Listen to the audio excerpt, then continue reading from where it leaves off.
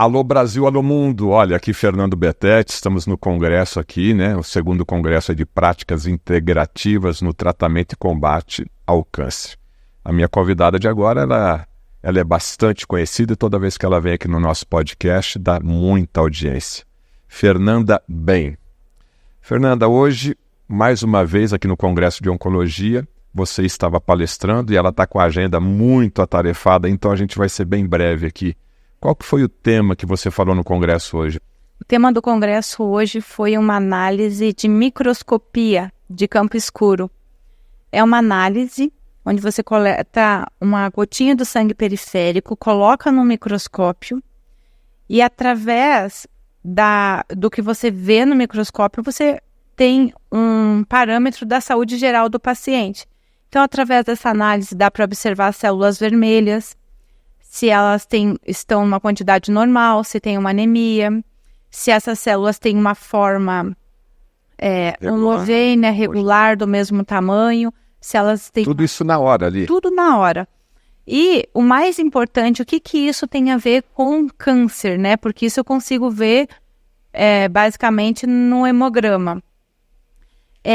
Para o profissional que acompanha um paciente oncológico, ter essa facilidade de ver quando o paciente dele está evoluindo, está melhorando, né, respondendo a uma terapêutica, ou não está evoluindo, isso é muito importante. Então eu começo a fazer um protocolo de tratamento do câncer, no dia 1, por exemplo, eu tenho ali, pego essa gotinha, tenho um momento daquele paciente. E depois eu posso fazer isso a cada semana, a cada 30 dias. Pode fazer 2 vezes ao dia. 2 vezes ao dia. Uma picadinha, uma microgota, né? Então, 2 vezes ao dia, 1 vez a cada 3 dias. Então, de acordo com a necessidade daquele profissional.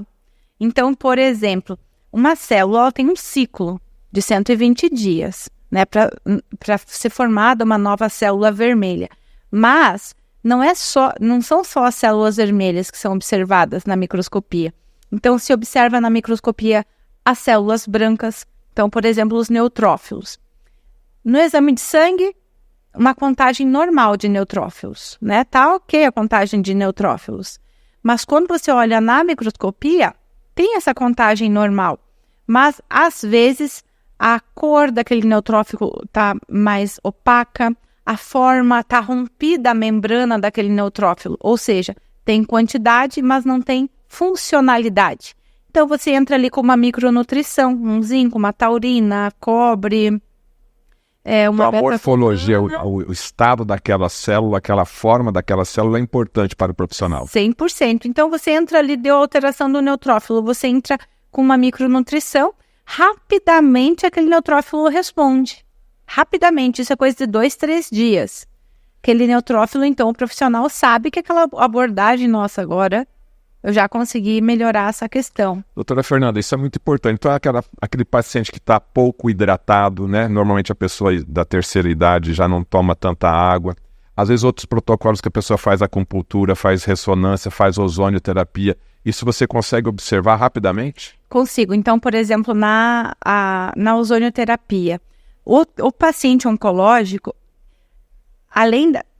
na microscopia você consegue observar células vermelhas, células brancas, o plasma, que pode estar denso, sujo, né, ou limpinho, e tem o grande forte da microscopia é o pleomorfismo, que não se fala no convencional. O pleomorfismo são bichinhos, literalmente, que se mexem no plasma. E o paciente oncológico, ele tem uma figura pleomórfica característica, que é chamada sinfonósfora.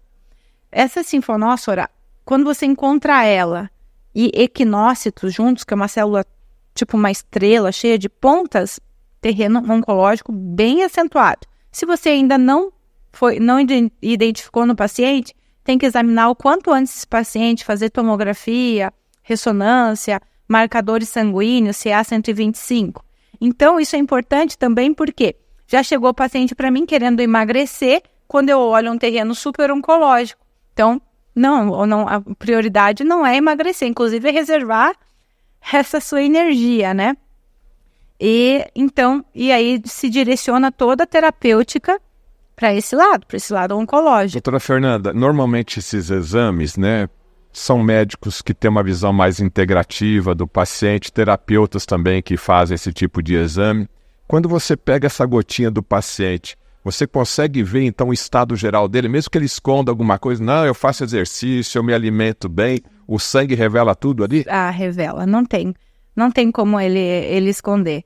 Porque se esse paciente, por exemplo, né, o paciente, eu como certinho, eu estou acima do peso, né, estou com dor, e aí paciente com artrite, aí você fala, olha, o leite, você, né, fez uma análise, não é ressonante para esse paciente, e o leite é altamente inflamatório. Tem que tirar o laticínio. Aí esse paciente volta na sua consulta e fala, tirei tudo, eu ainda tenho dor.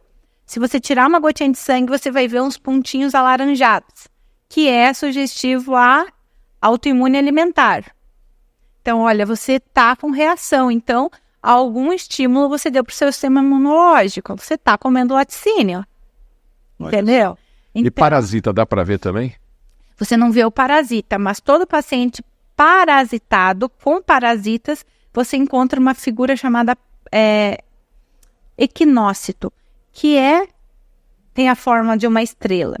E o paciente que tem parasitas, ele não tem hemácias saudáveis. Todo paciente que tem parasita, ele tem anisocitose, que são células que têm um tamanho normal, de 8, e células que têm 5, ou seja, microcitose.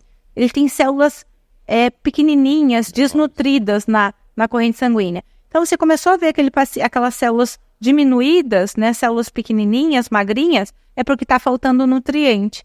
É a verminose. Pesquisa que esse paciente está com ascaris, esse paciente está com uma tênia, são centenas, né, de parasitas. E hoje, doutora Fernanda, as pessoas estão com parasitas e o que a nova ciência, o que a tecnologia hoje pode fazer? Olha, é uma infestação de parasitose. Mesmo no século XXI? Nossa, está muito pior no século XXI. Por quê? O parasita, se você olhar todo o alimento, se você pegar um pedaço de carne, né, e deixar esse pedaço de carne 3 dias em cima da pia, vai criar bichinho. Ou seja, o bichinho já estava ali. E a gente come a carne mal passada. Então, você come parasita, ovinho de parasita, todo dia. Todo dia você vai estar em contato com parasita. Verdura, fruta. Na verdura, na fruta. E quem nos protege da hiperproliferação desses parasitas é o estado geral do nosso organismo. Então, é a acidose do estômago, que é regida pelo fígado, é o nosso sistema imunológico. Então, por que hoje se tem mais parasita? Nós e aquela pessoa e aquele nosso antepassado, tanto nós quanto eles, temos a exposição ao parasita. Eles, talvez muito mais, pela questão da higiene, da água tratada, etc. Mais exposição. Só que ter todo dia pouco e bastante é a mesma coisa, praticamente. A diferença ele não estava intoxicado por chumbo, por alumínio. O sistema imunológico do meu antepassado era muito melhor. Ele não comia salgadinho, ele não comia embutido, ele não comia nitrito, nitrato. Tomava sol, né? Ele tomava sol, o fígado dele era um fígado de melhor qualidade, ele tinha mais capacidade digestiva, mais ácido no estômago, então o parasita caía ali e derretia no ácido. Então hoje as pessoas, é uma infestação gigante de pacientes parasitados, porque o parasita não é a questão da higiene que rege estar parasitado ou não, é a capacidade do organismo de lidar. E são essas barreiras de entrada, barreira estomacal, barreira imunológica. Tá. Agora, na sua opinião, eu estou fazendo essa pergunta para todos que estão aqui. Qual é a causa do câncer? Ou as causas do câncer, né? Na minha opinião, a causa do câncer é uma falha do sistema como um todo. Então, eu acho que só surge uma doença degenerativa dessas quando o corpo perdeu a capacidade de reagir. Então, exemplo, uma célula oncológica é uma célula diferente das outras células. Para surgir uma célula oncológica, tem que ter várias falhas do nosso organismo. Então, ele tem que ter a sequência gênica, sem sequência gênica não tem produção, não tem a formação de uma célula oncológica. Então, essa sequência gênica, ou ele herdou de alguém, ou ele ingeriu algo oncogênico. Então, por exemplo, o salame é oncogênico. O salame? O salame happy hour, então? É oncogênico. Então, o que ele tem ele tem substâncias tóxicas nele que são capazes de mutar o nosso gene, fazendo gerando ali uma sequência oncológica. Então, não é só o salame, gente. Então, substâncias oncogênicas, quando você olha lá um produto alimentício, tem 10 substâncias oncogênicas. Quer dizer, os produtos industrializados, né? Os alimentos industrializados. Exato. Então, estamos num mar de substâncias oncogênicas gerando alteração no nosso gene. Ok. Quando você o indivíduo produz, nós produzimos células alteradas, né? Basicamente todo dia. Essa célula, esse sequenciamento genético, um sistema chamado metilação, que mora no nosso fígado, percebe aquele sequenciamento oncogênico. Um sequenciamento oncogênico. Então, vem aqui um grupo metil, se liga aqui e inviabiliza o prosseguimento da formação daquela célula. Então, para prosseguir, é porque a metilação falhou. E essa metilação, para falhar, porque o seu fígado já está ruim. Então, está faltando metilcobalamina, metilfolato, ou está faltando, ou esse paciente, né, não está conseguindo metilar. Bom, produziu aquele sequenciamento. Aí tem um mecanismo, essa é uma célula alterada. Então, existe um mecanismo digamos que de apoptose celular. Que é a morte da célula. Que ela mesmo se mata. Então, esse mecanismo falhou também. Alteração normalmente de pH. Então, a pessoa está muito inflamada para esse sistema. Produziu a célula cancerígena, o sistema imunológico. Os linfócitos T vão lá, célula oncológica. Vai lá e suprime. Então, para um paciente literalmente formar uma tumoração, é uma sequência de vários erros fisiológicos. Falhou 1, falhou 2, falhou 3, para aí, então, surgir. Então, ou seja... É multifatorial, né? São vários fatores. Aquele corpo, ele já gastou todas as fichas. Então, esse paciente oncológico é aquele paciente que vem a ter uma tumoração, por exemplo. Ele é um paciente que... Por que o sistema imunológico dele já está debilitado? Porque ele já não come bem, porque ele está inflamado, porque ele é um paciente que tem ali uma desbiose intestinal, está desnutrido, ou porque ele é um paciente vegano que não suplementa a vitamina B12. Então, é um corpo que... o nosso corpo tá debilitado, né? Debilitado. O nosso corpo tem uma capacidade... O nosso corpo lida com degeneração e alterações todo dia. Então, a doença só vai vencer quando a capacidade de lidar com a doença estiver diminuída. Sim. E ela diminui num todo. Por que essa nossa capacidade de lidar com a doença diminuiu? Porque o nosso corpo está tendo que lidar com a inflamação da lactose, está tendo que lidar com o verme que está comendo toda o ferro, está tendo que lidar com os enterococos que estão lá no ovário, gerando uma autoimune no ovário, o sistema imunológico está todo lá naquele ovário, está tendo que lidar dormindo direito, com aquela falta de oxigenação, porque aquele plasma está todo intoxicado, porque ele usa maquiagem, porque ele usa flúor na pasta de dente, porque ele não usa um filtro bom, porque ele come no alumínio. Então, o corpo está tendo que olhar para tantas coisas que ele não deu conta, ele entrega os pontos, e então aquela célula surgiu, ninguém controlou e ela está ali. E então existe uma teoria mais macro que fala assim, quando uma célula saudável, ela precisa de micronutrientes, de oxigênio. Quando a condição do nosso organismo para essa célula, quando eu, Fernanda, né, dou uma condição muito ruim para essas minhas células, pouca oxigenação, pouca nutrição, essas células pensam assim, eu vou morrer. Então, antes dela morrer, ela ativa um mecanismo primitivo de sobrevivência. Então, por exemplo, as células do nosso organismo, elas têm digamos que um respeito, uma hierarquia. Fígado, célula do fígado fica no fígado, estômago no lugar do estômago, cada um respeita o espaço do outro. Então, elas têm regras para formar esse organismo. Uma célula oncológica primitiva, lá da ancestralidade, não tem essa regra. Por isso que que um paciente morre é porque essa hiperproliferação de células não respeitosas que invadem tecidos vizinhos comprometem a função orgânica. Então, a teoria é, olha, não está funcionando, eu não estou recebendo oxigênio, está ruim aqui para mim, eu não quero mais saber de vocês, eu vou ser... rebelde. Eu vou ser rebelde, eu vou levar a vida do meu jeito. Então, ela não respeita os territórios e se hiperprolifera e mata o próprio hospedeiro. Então, existe uma teoria muito forte.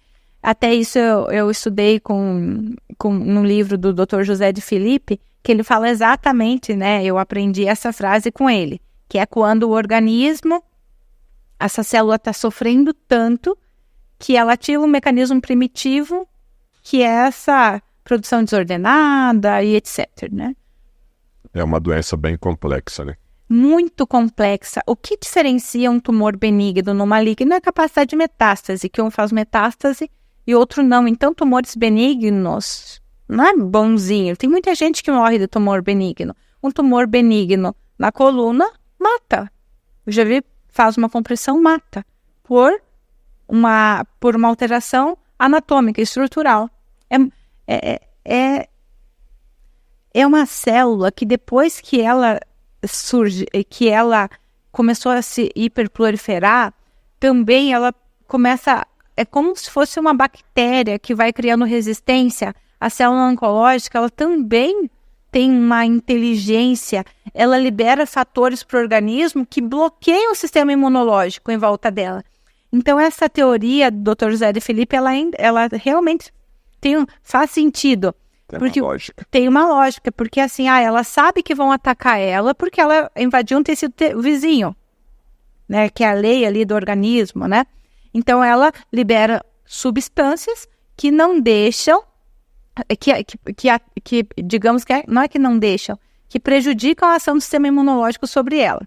A microcirculação, ela é muito faminta e muito voraz, essa célula. Quer saber? Eu vou criar o meu próprio sistema circulatório, angiogênese, né? Então, ela cria vasos sanguíneos, ela cria todos irregulares, é um ser dentro do seu organismo. Com o objetivo de dominar o hospedeiro e vai levar à morte o hospedeiro se você não tratar, se você não procurar um profissional da área para poder cuidar disso daí. Conversei aqui com a doutora Fernanda Ben, que também palestrou no 2º Congresso aqui de Oncologia nas Práticas Integrativas de Tratamento e Prevenção do Câncer. Doutora Fernanda, muito obrigado, até a próxima. Eu que sou grata, muito obrigada.